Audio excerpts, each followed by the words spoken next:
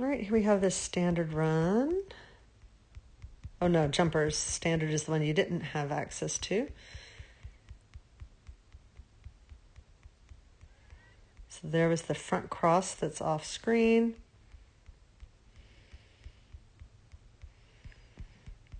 And I think you said you were going to do a blind and then aborted and did a rear.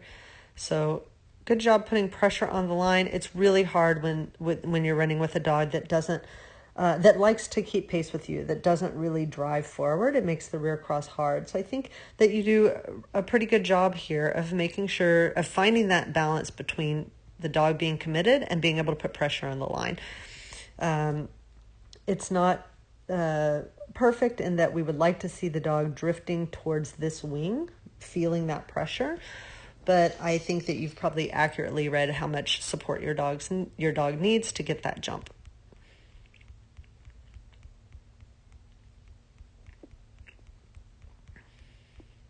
Great job there on the weaves. Nice through the box, not really being concerned about the off-course jump, and just turning your shoulders towards the line and using your motion to pull your dog through there. Beautiful divergence here, letting your dog find this jump while you go in this direction. Really nicely done there. And that puts you in a great position here for the threadle into the tunnel. I think you were actually so far ahead that you could have even considered blinding here and just putting the dog on the left side of your body for the tunnel. I think the way you handled it is fine, but if you wanted to try that approach, I think that the two of you could definitely do that. Because for a second I thought you were done. I was like, that was a very short course, but no, we have this turn. And again, fantastic use of lateral distance. And this gives your dog a clue that they should be looking towards you rather than doing this. If you wanted this jump, there's no way you would run like this.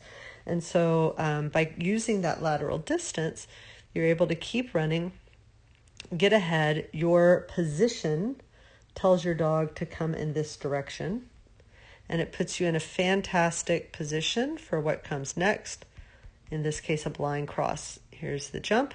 I think you probably hold this longer than you need to. I think at this point your dog is committed and you could go ahead and start blinding now, but you're going to take another 2 steps. You're going to see your dog lift, and now you're going to blind. So to me, that was unnecessarily late. Okay, and then you slow up here when you were planning on doing a blind. So I think, I don't know why you slowed up there. Maybe you wanted to make sure that your dog had responded to the blind. So if we think about it, if you were already blinded at this point, you would have a very good feeling. At this point, you would already know that your dog had responded to your blind. And so you'd be able to really put in the afterburners to run a little bit harder here for this next blind, which you should already be starting at this point. So definitely a super late blind there. I think a front cross also, you would need to be further ahead, but a front cross would also be a good option here, because then if you're not quite in position, at least you have those turning cues before the dog takes off. But otherwise, a really nice run. Great job.